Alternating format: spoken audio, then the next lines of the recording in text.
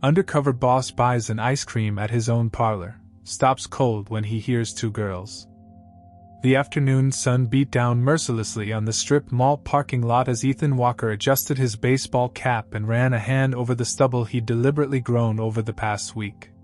His normally impeccable appearance, tailored suits, pristine haircut, and polished shoes had been replaced by worn jeans, a faded college sweatshirt, and scuffed sneakers. Even his own mother might have trouble recognizing him now. He checked his reflection in the car window one last time. The non-prescription glasses completed the transformation. Perfect. As the founder and CEO of Frosty Bliss Ice Cream Parlors, a chain that had grown from a single storefront to 30 locations across 3 states, Ethan rarely visited individual stores unannounced. But store number 17 had been giving him sleepless nights for months. Something's not adding up, he muttered to himself, scrolling through the latest batch of scathing online reviews on his phone. Ridiculously overpriced for what you get. Prices change every time I visit. Total ripoff. The ice cream is still amazing, but not worth the highway robbery they're charging. The complaints had been piling up, all centered around pricing issues, while sales had plummeted nearly 40% compared to the previous year. 3 different mystery shoppers had reported inconsistent pricing, yet the district manager's investigations had yielded nothing concrete. The store manager, Derek Grayson, always had plausible explanations that satisfied corporate inquiries. Time to see for myself, Ethan decided, pocketing his phone and crossing the parking lot. The cheerful blue and white storefront of Frosty Bliss number 17 looked identical to every other location. The same whimsical ice cream cone logo, the same inviting window displays showcasing colorful flavor combinations. Yet something felt off. For a warm Saturday afternoon, the store was strangely empty, with only a couple of tables occupied. A small bell jingled as he pushed open the door, the familiar sweet scent of waffle cones and creamy desserts greeting him. The interior was spotlessly clean, just as it should be. Bright white tiles, gleaming countertops, and the signature blue accent walls all looked perfect. But the atmosphere felt wrong, tense, almost nervous. Behind the counter, 2 young women in Frosty Bliss uniforms stood arranging toppings. Neither rushed to greet him, though both glanced up briefly. The taller one with a blonde ponytail nudged her coworker, who straightened up and approached the register. "Welcome to Frosty Bliss," she said with a practiced smile that didn't quite reach her tired eyes. Her name tag read, "Sophie. What can I get for you today?" Ethan approached the counter, deliberately keeping his gaze casual, not scrutinizing as he normally would during official visits. "Just a single scoop of vanilla, please. In a waffle cone. Any toppings for that?" Sophie asked, already reaching for a scoop. "No, thank you. Plain vanilla is fine." Simplest order, easiest to compare against standard pricing. As Sophie prepared his ice cream, Ethan glanced at the menu board hanging above the counter. Large, colorful photos of sundaes and specialty desserts dominated the display, but in the corner, the standard pricing was clearly listed: single scoop, cup or cone, $4.99. Sophie handed him a perfectly formed waffle cone with a generous scoop of creamy vanilla. "That'll be $7.50. Ethan's eyebrows rose slightly before he could control his reaction. 50% markup from the listed price. His suspicions immediately deepened, but he didn't want to tip his hand. "Not yet. Here you go," he said, handing over a $10 bill. Sophie returned his change without offering a receipt. Another violation of company policy. "Enjoy your ice cream," she said, already turning away. Ethan retreated to a corner booth where he had a clear view of the counter and the few other customers. The ice cream itself was excellent, rich, creamy, with perfect vanilla bean specks. The quality that had built his brand remained intact. But something was clearly wrong with the operation. A middle-aged couple entered, ordered 2 sundaes, and Ethan watched as they were charged $23.80, nearly $8 above the listed price. Like him, they didn't question it, simply paying and taking their desserts to a table. After about 15 minutes, The store emptied except for Ethan and the staff. Sophie and her coworker, Lily, according to her name tag, began restocking supplies, their movements efficient but tense. They kept glancing toward a door marked "Office" at the back of the store. As they worked side by side at the topping station, their voices dropped to whispers, but Ethan's corner booth was close enough that their words carried in the quiet store. "I feel terrible, but if we tell customers the real price, Mr. Grayson will fire us," Sophie murmured, arranging sprinkles into neat containers. Ethan froze mid-bite, ice cream cone halfway to his mouth. His heart began pounding as he strained to hear more without being obvious. "I know," Lily replied, nervously tucking a strand of dark hair behind her ear. "But this is getting worse. Yesterday, Mrs. Peterson, you know, the older lady who comes every Tuesday, she actually pulled out her phone and showed me a picture she took of the menu board last week. The prices were different." "What did you say?" Sophie asked, anxiously glancing toward the office door. "What could I say? I used Grayson's script about new pricing not reflected on the menu yet. But she didn't believe me. I doubt she'll come back." Sophie sighed heavily, shoulders slumping. "He's charging almost double for everything and pocketing the difference. Last night, I saw him adjusting the register after closing. He thinks we don't notice. My brother got ice cream here last month and paid $3 less than what we're charging now," Lily said, her voice trembling slightly. "When I mentioned it to Grayson, he threatened to cut my hours. I can't afford to lose this job, Sophie. My mom's medical bills. None of us can. But this is stealing, from the company and the customers. I've been documenting everything," Lily whispered, even more quietly now. "The real prices, what we charge, the missing receipts. I just don't know who to tell. The district manager always calls before visiting, and Grayson makes sure everything looks perfect that day." Sophie placed a hand on her friend's arm. "We need to be careful. Remember what happened to Jason when he questioned the inventory numbers?" "I know. Fired the next day for attitude problems." Ethan's grip tightened around his cone, nearly crushing it. Now everything made sense: the declining sales, the negative reviews, the inconsistent reports. His store manager was running a brazen scam, overcharging customers and pocketing the difference while intimidating young employees into silence. No wonder business was suffering. The urge to storm into the office and confront Grayson immediately was overwhelming, but Ethan forced himself to remain calm. He needed more than overheard conversations. He needed proof, undeniable evidence that would stand up to scrutiny if Grayson tried to deny everything.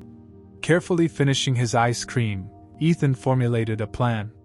He would gather concrete evidence, confirm the scam was happening precisely as he suspected, and then, well, Mr. Grayson would learn exactly who he'd been stealing from.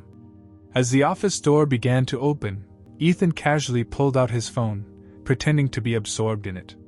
The game was just beginning, and he intended to catch a thief red-handed. Ethan's mind raced as he processed what he just overheard. The conversation between Sophie and Lily had confirmed his worst suspicions, but he needed to understand the full scope of the scam. Keeping his head down, he continued to observe while pretending to scroll through his phone. The office door swung open fully, and out stepped a man in his early 40s with slicked back hair and an expensive watch that seemed out of place with his manager's uniform. Derek Grayson carried himself with an air of authority that bordered on arrogance, surveying the store like a king inspecting his domain rather than an employee managing a franchise location. "Ladies," Grayson called out sharply, making both girls jump.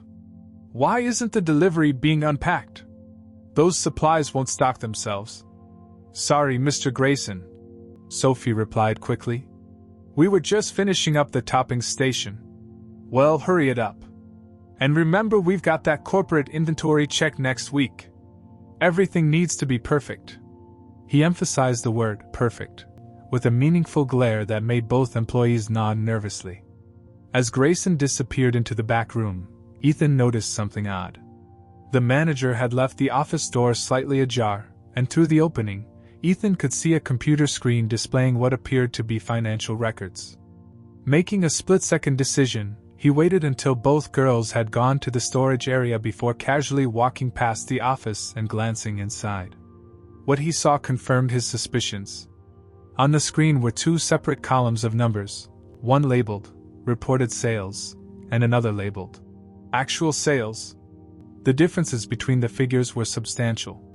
Next to the computer sat a stack of cash that Grayson was counting and sorting into envelopes. Ethan retreated to his booth before he could be spotted, his blood boiling. This wasn't just an employee skimming a few dollars from the register. This was systematic fraud on a massive scale. From what he'd glimpsed, Grayson had been stealing thousands of dollars every month. A young family entered the store, parents with two excited children bouncing at the prospect of ice cream. Ethan watched as Lily took their order, 4 different flavors, all single scoops and waffle cones. When she quoted them a price of $32, the father looked surprised. "That seems high," he commented, glancing at the menu board. "We've had some recent price adjustments," Lily recited mechanically, avoiding eye contact. "The new menus are being printed." The father frowned but paid anyway, not wanting to disappoint his children. No receipt was offered, and when he asked for one, Lily fumbled nervously before Grayson suddenly appeared. "Our receipt printer is down today," he said smoothly. "Technical issues. We can email you a receipt if you'd like to leave your information." The father declined and led his family to a table. Ethan noticed the children's excited chatter had dimmed somewhat, and the parents exchanged concerned glances as they calculated the cost of their treat. When the family left, Grayson returned to the register and made a few keystrokes.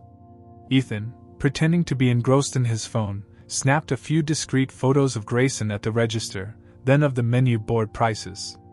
A delivery person arrived with supplies, and Grayson greeted him with unusual enthusiasm, ushering him into the office. Curious, Ethan moved to a booth closer to the office, straining to hear their conversation. "Half the usual order," Grayson was saying. "But report the full amount to corporate." "Same arrangement as last time." The delivery person laughed. "You're playing a dangerous game, Derek." "Only dangerous if you get caught," Grayson replied confidently. "And with the district manager in my pocket, that's not happening. He gets his cut, I get mine, you get yours. Everybody wins. Except the company and customers," the delivery person remarked. "Like they'll miss it. Walker's worth millions. Consider it a salary adjustment for those of us doing the real work." Ethan nearly gave himself away at the mention of his name, his knuckles widening as he gripped his phone. So the scam went beyond just overcharging customers. Grayson was also falsifying inventory records and likely splitting the proceeds with the district manager. That explained why previous investigations had turned up nothing. After the delivery person left, Grayson emerged from the office looking pleased with himself. He approached the counter where Sophie was struggling to manage a small line that had formed. "Remember, no receipts unless they absolutely insist," he murmured to her. "And if they do, use the special register key I showed you." Sophie nodded reluctantly. "Mr. Grayson, I was wondering about my paycheck. It seemed short last week. Budget cuts from corporate," he said dismissively. "Nothing I can do about it." "But Lily said her check was normal." Grayson's expression darkened. "Are you questioning me, Sophie? Because I recall you mentioned needing more hours to cover your college tuition. Those hours could easily go to someone else." The young woman paled. "No, sir. Sorry. That's what I thought." He patted her shoulder in a gesture that appeared friendly but carried an unmistakable threat. "Keep up the good work." As Grayson sauntered back to his office, Ethan noticed an elderly couple enter the store. They were greeted warmly by Lily, who seemed to recognize them as regulars. "The usual, Mr. and Mrs. Abernathy?" she asked with a genuine smile. "Yes, dear," the woman replied. "2 senior single scoops of butter pecan." Ethan glanced at the menu board. Senior single scoops were listed at $3.75 each. When Lily reluctantly told them the total was $12.50, Mrs. Abernathy frowned in confusion. "But last week it was only $9, she said. And the week before that, $7.50. I'm sorry, Lily whispered, looking miserable. The prices have been adjusted. The elderly man shook his head sadly. We've been coming here every Saturday for 5 years, but I think this will be our last visit. We live on a fixed income, you know. As they took their ice cream to a table, Ethan could see the hurt and betrayal on their faces. This wasn't just about money. Grayson was destroying customer relationships that had taken years to build, relationships that were the foundation of Ethan's business philosophy. Ethan had seen enough. The scope of Grayson's scheme was now clear: overcharging customers, falsifying inventory, intimidating employees, and even shortchanging their paychecks while blaming corporate policies. And to make matters worse, it appeared the district manager was complicit, explaining why previous complaints had gone nowhere. It was time to put his plan into action. Grayson's days of exploiting Frosty Bliss, its customers, and its employees were about to come to an abrupt end.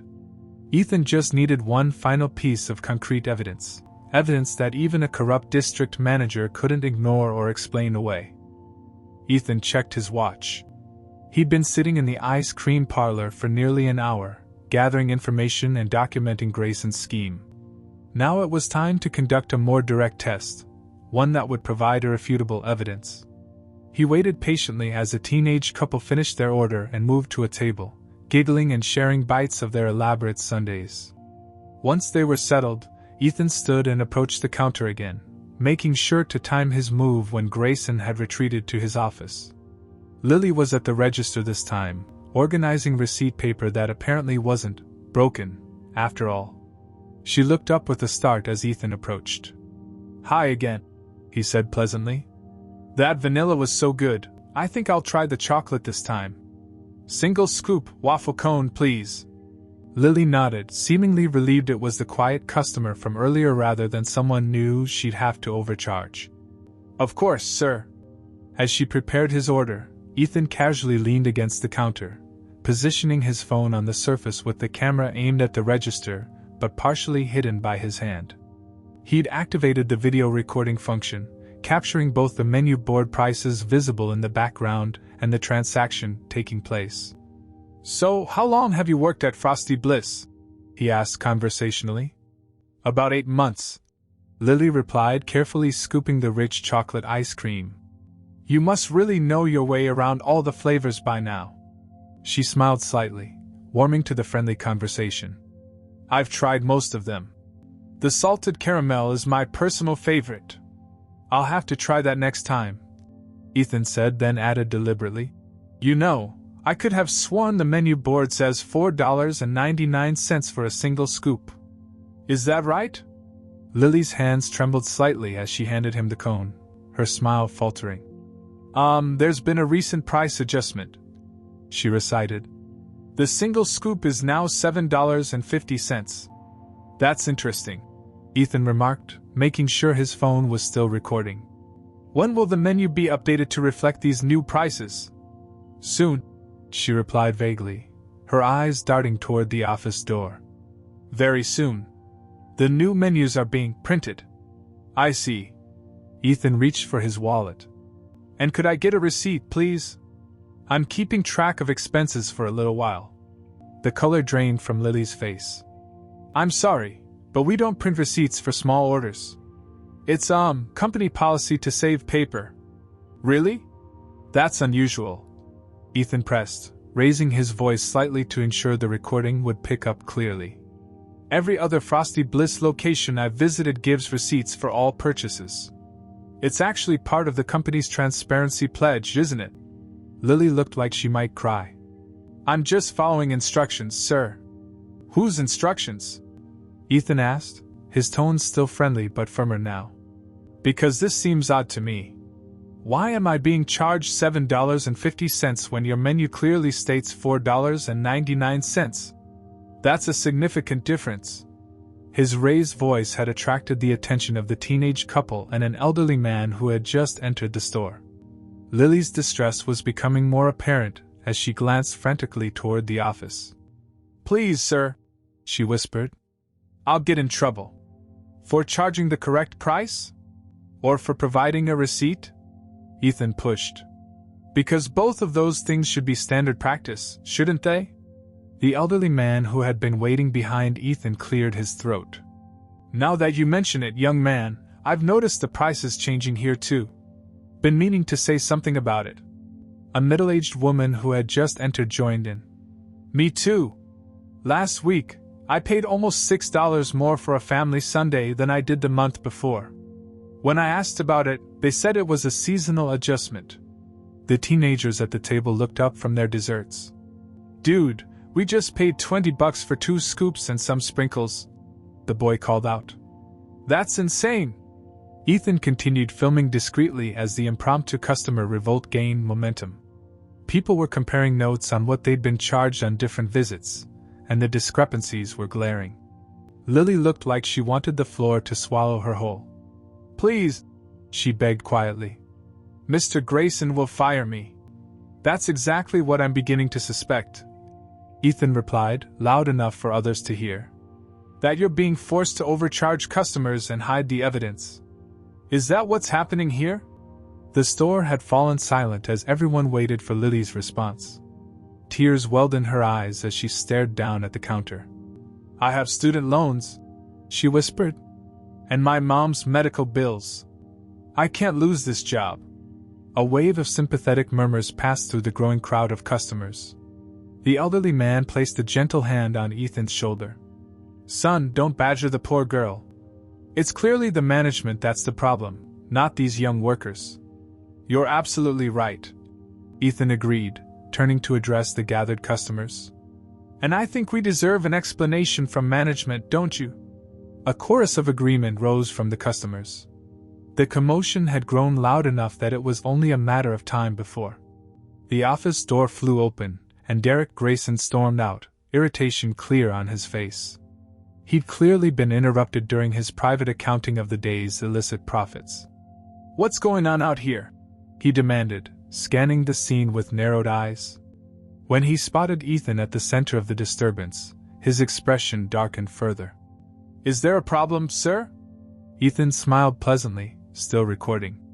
Yes, there is a problem, Mr. Grayson.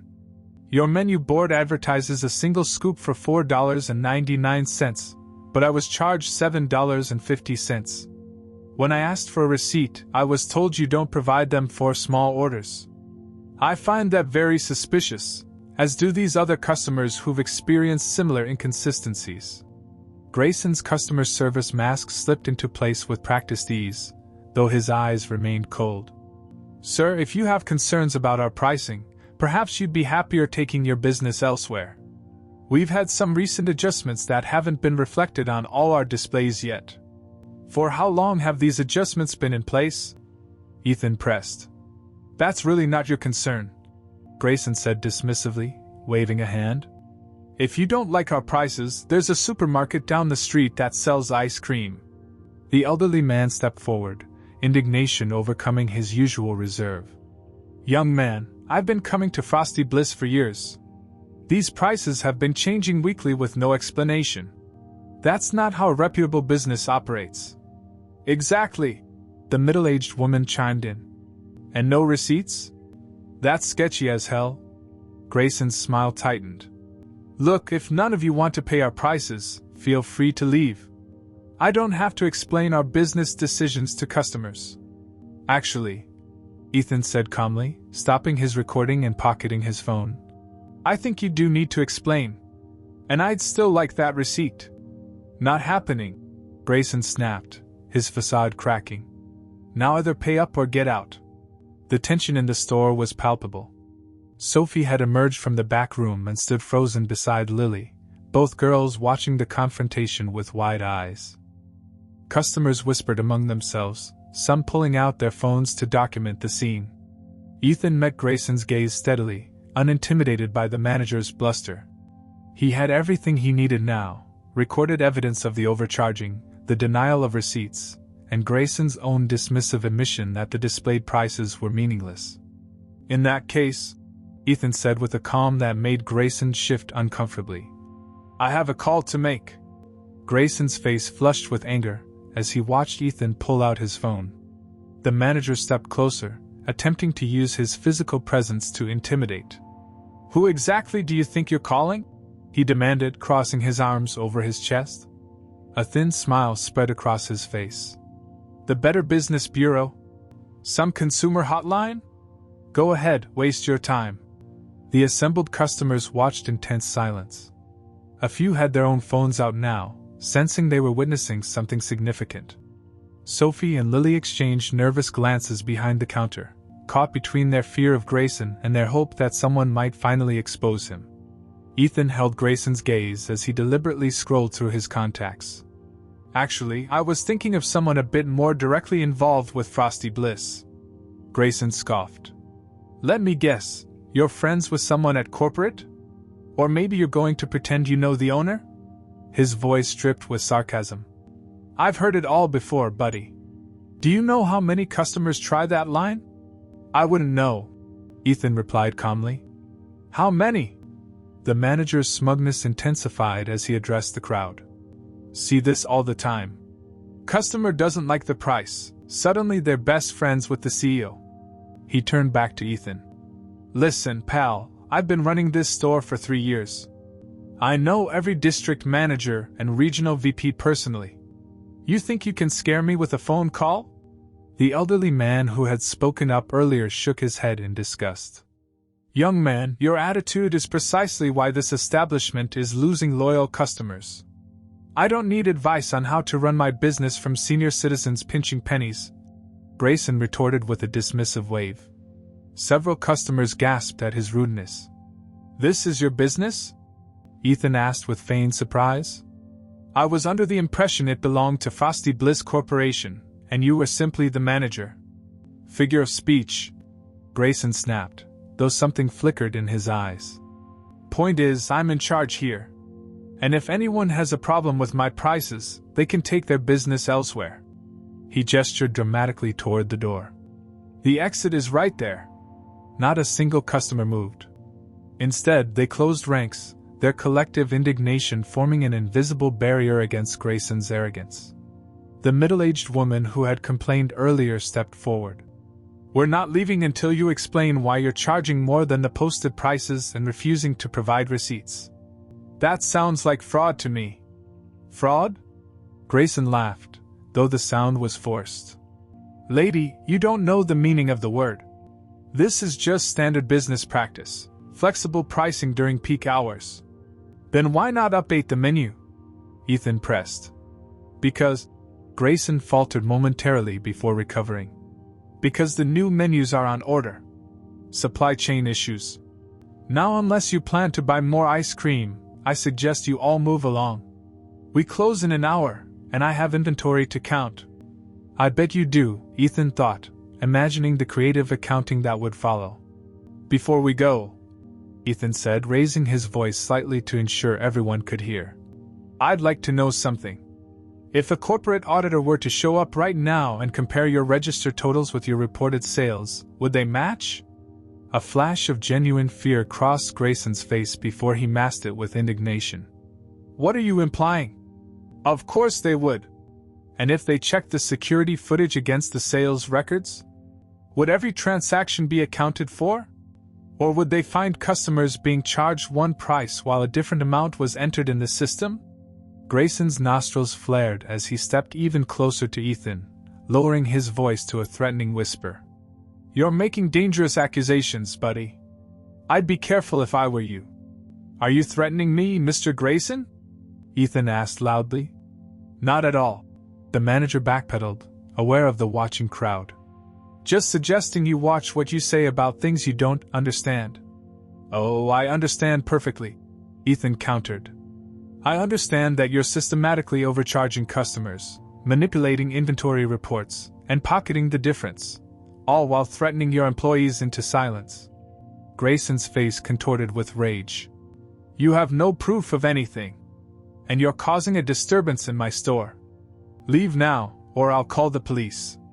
"Please do," Ethan replied with a smile. "I'm sure they'd be very interested in the financial discrepancies I've documented today." For a moment, Grayson seemed unsure. Then he glanced at the growing crowd of hostile customers and decided to try a different approach. His expression softened as he held his hands up in a placating gesture. Look, there's clearly been a misunderstanding. How about this? Today's ice cream is on the house for everyone. Consider it a customer appreciation gesture. The abrupt shift from threatening to generous only made him seem more suspicious. Customers exchanged skeptical glances, not buying the sudden change of heart. That's very generous, Ethan said. But it doesn't address the underlying issue of fraudulent pricing, does it? Grayson's fake smile faltered. There's no fraud happening here. This is ridiculous. You come in here, stir up my customers with wild accusations. Not wild at all, interrupted the teenage boy who had complained earlier. He held up his phone. I've been coming here all summer. Got receipts from May showing different prices for the same items every week. Been tracking it on my finance app. Grayson's eyes widened slightly. More customers began murmuring about their own experiences, creating a damning chorus of evidence against him. Sensing he was losing control of the situation, Grayson tried one last desperate tactic. He turned to Ethan with a sly expression. Tell you what, he said in a lowered voice, though still audible to those nearby. How about a special arrangement? I can make sure you get the friend discount on all future visits. 50% off, just between us. No receipts needed, cash only. What do you say? The blatant attempt at bribery silenced the room. Even Sophie and Lily looked shocked at his brazenness. Ethan raised an eyebrow. Are you offering me a bribe, Mr. Grayson? In front of all these witnesses? Grayson realized his mistake too late. Red-faced, he backtracked awkwardly. Not a bribe, a loyalty discount. For valued customers. Strange that you'd offer it only after I raised concerns about your pricing practices, Ethan observed. Almost as if you're trying to buy my silence. Pushed into a corner, Grayson's composure finally cracked completely. Who the hell do you think you are? Some kind of corporate spy? Consumer watchdog? Nobody questions how I run this store. Actually, Ethan said calmly, that's exactly what I'm doing. Questioning how you run this store. Or rather, how you're running it into the ground while stealing from both customers and the company. Grayson's face contorted with fury. He jabbed a finger at Ethan's chest. Get out! Get out of my store now, or I swear. Your store? Ethan asked softly. Something in his tone made Grayson pause. For the first time, real uncertainty crept into the manager's expression as he studied Ethan more carefully, trying to place why this ordinary-looking customer suddenly seemed vaguely familiar. That's the second time you've referred to this as your store. Ethan continued. Let's clarify that point, shall we? He reached for his phone again, and this time Grayson didn't try to stop him. A strange tension filled the air as Ethan dialed a number and put the call on speaker. Who are you calling? Grayson asked, his voice noticeably less confident. Ethan smiled. Someone who actually does own this store. The phone rang twice on speaker, the sound echoing in the now silent ice cream parlor. All eyes were fixed on Ethan and Grayson, the tension palpable as everyone waited to see how this confrontation would unfold. A crisp, professional female voice answered. Frosty Bliss Corporate Office, Lisa speaking. How may I direct your call? Lisa, it's Ethan Walker. There was a brief pause before recognition flooded the woman's voice. Mr. Walker, sir! What can I do for you? The respect and deference in her tone were unmistakable. The effect on Grayson was immediate and dramatic. The color drained from his face as his confident posture crumbled. His eyes widened in shock, darting between Ethan and the phone as the implications sank in. Ethan Walker? He stammered barely above a whisper. A collective gasp rippled through the store as customers and employees alike made the connection. Sophie's hand flew to her mouth, and Lily gripped the counter for support. The Ethan Walker? Someone murmured. The founder? Ethan kept his eyes locked on Grayson as he continued speaking into the phone. I'm at store number 17 right now, and I need immediate remote access to the financial records and transaction history for the past 6 months. Please also notify legal that we may have a situation here. Right away, Mr. Walker, Lisa replied promptly. Is everything all right? No, Lisa, it's not. But it will be. Thank you. He ended the call and slipped the phone back into his pocket, never breaking eye contact with Grayson. The store manager had begun to visibly sweat, his previous arrogance evaporating like ice cream on hot pavement. Mr. Walker, he began, his voice cracking slightly. I can explain. I'm sure you can. Ethan cut him off coolly. You seem quite practiced at explanations. He reached up and removed his non-prescription glasses, then pulled off the baseball cap that had partially obscured his face. Without these simple disguises, his features were suddenly recognizable to anyone who had seen the company website or promotional materials. Oh my God! Breathed the middle-aged woman who had complained earlier. It really is him. Grayson's face cycled through a rapid succession of emotions: shock, fear, calculation, and finally a desperate attempt at damage control. His customer service smile returned, though it trembled at the edges. Mr. Walker! What an unexpected honor! He exclaimed with forced cheerfulness. Had I known you were conducting a site visit, I would have prepared a proper welcome. I'm sure you would have, Ethan replied evenly. Just like you do when the district manager calls ahead, right? Everything suddenly by the book, correct prices on the register, receipts for every customer? Grayson's smile faltered. Sir, I think there's been a misunderstanding. No misunderstanding, Grayson. I've spent the past 2 hours witnessing exactly how you operate this store when you think no one from corporate is watching. Ethan's voice remained calm, but had taken on a steely edge that made several customers step back. Overcharging customers. Pocketing the difference. Falsifying inventory reports. Intimidating your staff. Behind the counter, Sophie and Lily exchanged looks of vindication and lingering fear. The other customers watched in fascinated silence, witnesses to a corporate drama none of them had expected when they came for ice cream. Grayson attempted another tactic, lowering his voice to a conspiratorial whisper. Mr. Walker, perhaps we could discuss this in private? I'm sure we can come to an arrangement that benefits everyone. The implication was clear. He was attempting to bribe the CEO of the company, right after trying to intimidate him. The audacity was breathtaking. Ethan's eyebrows rose. Are you attempting to bribe me now, Grayson? First your customers, then your boss? Not a bribe. Grayson backpedaled quickly, aware of the watching crowd. A private explanation of our innovative local pricing strategy. Innovative pricing strategy, Ethan repeated flatly. Is that what you call theft these days? Grayson glanced nervously around at the gathered customers, who were watching the exchange with undisguised interest. Some had their phones out, potentially recording. His desperation visibly mounted. Mr. Walker. He tried again, sweat beading on his forehead. You're a businessman.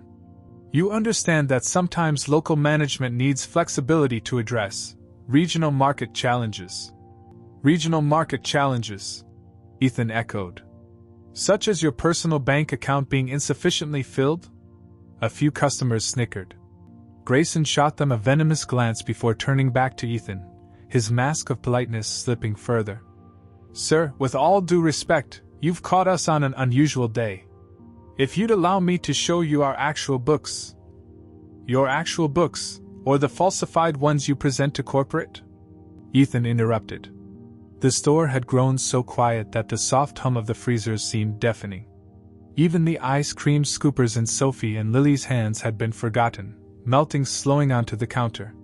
Grayson's face contorted as he realized the depth of the hole he'd dug for himself. In a last, desperate gambit, he reached into his pocket and pulled out a thick envelope. Mr. Walker, he said urgently, voice barely above a whisper. Perhaps this will help clear up any confusion. He tried to press the envelope into Ethan's hand. A private discount. For you personally. Ethan glanced down at the envelope, which was visibly stuffed with cash, likely the day's extra earnings. Instead of taking it, he stepped back, making sure the watching customers could see what was happening.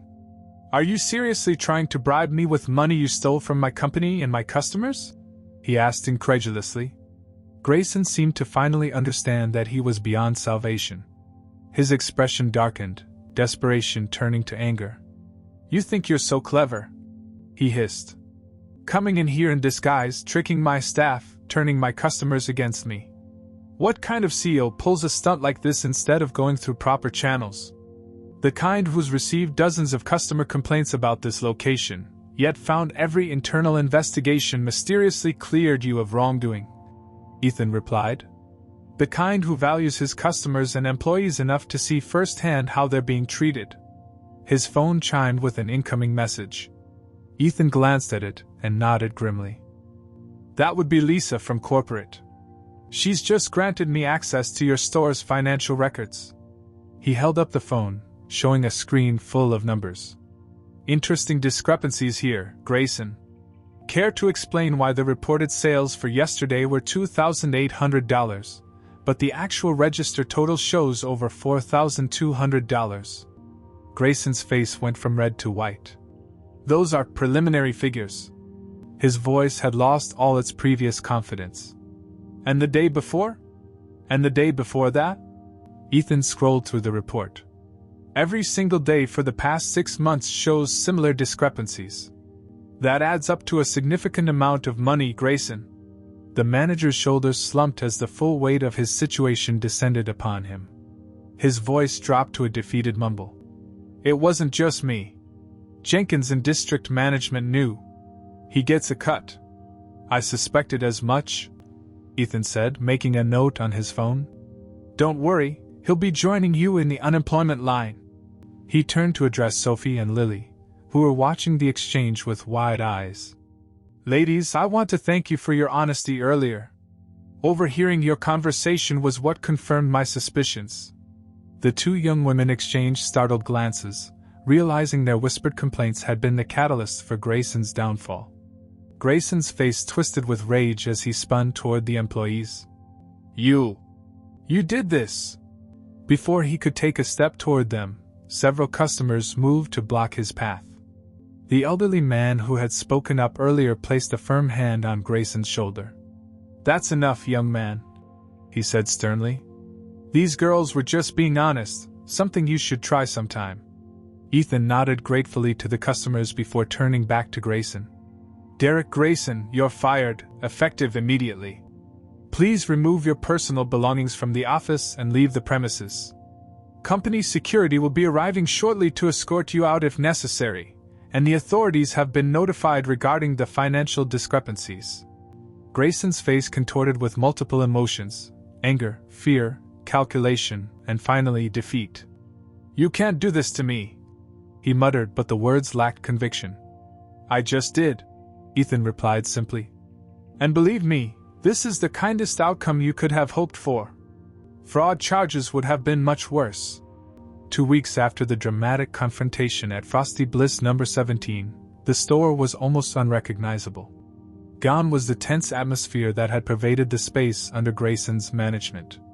In its place was a bustling, cheerful environment where employees smiled genuinely and customers lingered over their treats. Ethan Walker stood in the doorway, dressed in his usual business attire rather than the casual disguise he'd worn during his undercover visit. He watched with satisfaction as Sophie confidently guided a new hire through the proper scooping technique, her movements assured and her demeanor relaxed. The transformation in her was remarkable, from a frightened employee afraid to speak up to a capable assistant manager who took pride in her work. At the register, Lily greeted customers with a warm smile, making sure each one received a receipt with the correct prices clearly displayed. The menu boards had been updated with bright new signs that prominently featured the slogan, "Fair prices, fantastic ice cream, that's our promise." "Mr. Walker!" Sophie exclaimed, noticing him by the entrance. "We weren't expecting you today. Just dropping by to see how things are going," Ethan replied, approaching the counter. "And please, I told you both to call me Ethan."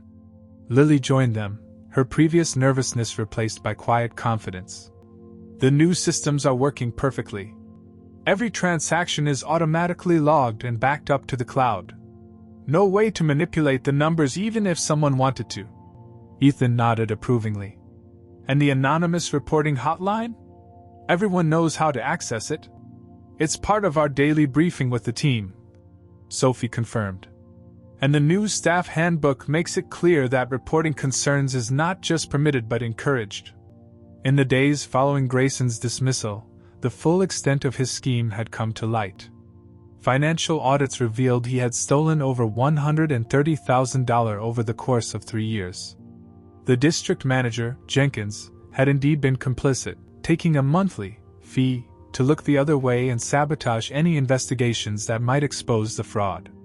Both men now faced legal consequences. Grayson had been arrested on multiple charges of embezzlement and fraud, while Jenkins was cooperating with authorities in exchange for leniency, providing information about similar schemes at other locations in his district. "How's business?" Ethan asked, though he already knew the answer from the reports he'd been receiving. "Up 35% from last month," Lily reported proudly. "We've had customers who stopped coming years ago return once word spread that prices were fair again. Mrs. Abernathy and her husband are back to their Saturday ritual. They were here this morning." "And the staff morale?" Sophie laughed. "The team actually enjoys coming to work now. No one's afraid of having their hours cut for speaking up. Plus, the honest wage adjustments you approved made a huge difference." Ethan had discovered that Grayson had been skimming from employee paychecks as well, coding their hours differently in the system while paying them less than they were owed. Back pay had been issued to all current and former employees affected by the scheme. The bell above the door jingled as a group of teenagers entered, followed by an elderly couple Ethan recognized from his previous visit, the man who had stood up to Grayson. "Mr. Peterson," Sophie called warmly. "Your usual today?" "You bet," the elderly man replied, then noticed Ethan. "Well, if it isn't the boss himself. Come to check on your handiwork?" Ethan smiled and extended his hand. "Just making sure we're living up to our promises. Night and day difference," Mr. Peterson declared, shaking Ethan's hand firmly.